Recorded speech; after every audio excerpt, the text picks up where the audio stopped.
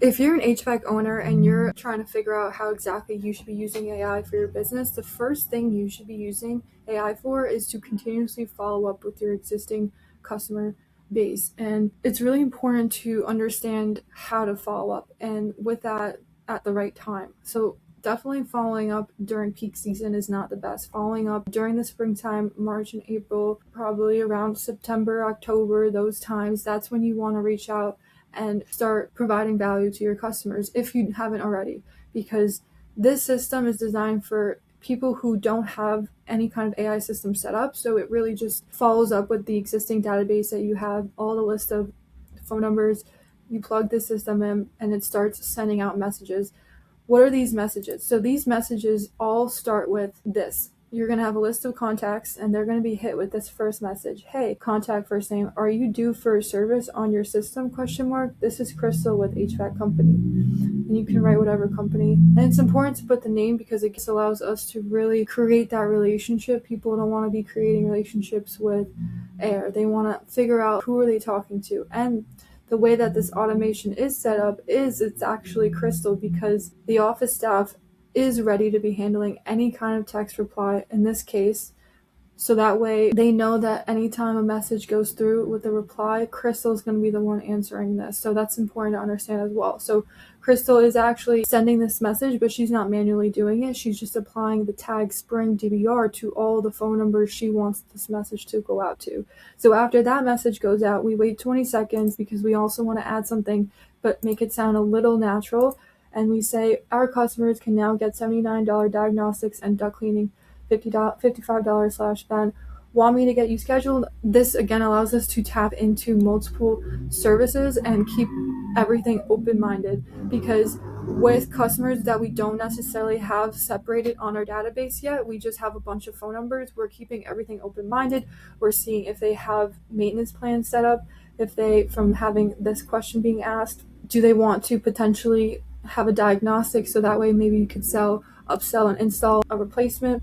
So all of that really allows you to continuously tap into your existing database, but doing so where it's very straightforward and you're giving the reason why you're reaching out. We worked together before, you're an existing customer, that's super important as well.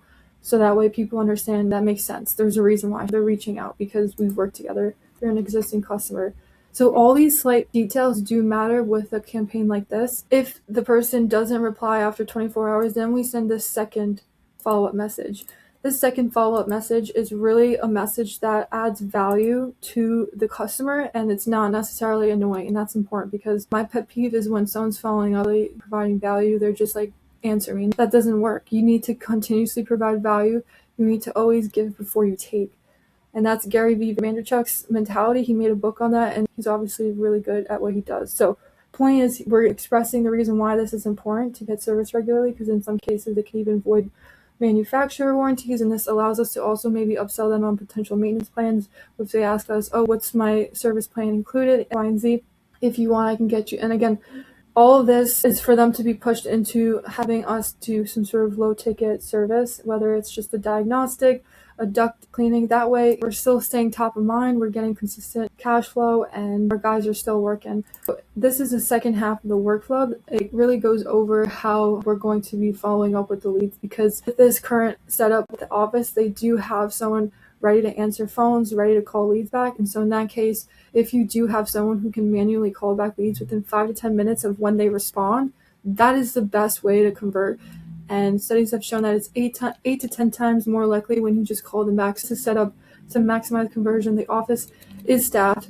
So with that, when the reply comes through, it pretty much adds its tag, it adds to turn off the conversation bot, and then it alerts the office staff email and through text. And then from there, an important thing here is that any kind of positive reply, they get pushed into a new stage of our sales funnel that we're tracking. And we want to track all the members of our database who have positively replied to any of the messages we've given them, especially these reactivation messages, because that allows us to understand who our hot and ready warm customers are, that are like most loyal customers, and maybe down the line those specific customers for referrals, or maybe send them gifts, because we know that these customers are best customers and they want to continue working with us. So that's another way for us to track that. And then furthermore, pull down on those kinds of leads that positively reply. So that is how the system's set up. This is how you use AI to really slow seasons, keep your guys working, and most importantly, get more value for your business, because it's one thing to generate leads, but it's another to not be able to consistently tap into your existing database, continuously get cash flow, and from there, expand the opportunity you have now that you have more leverage with your business.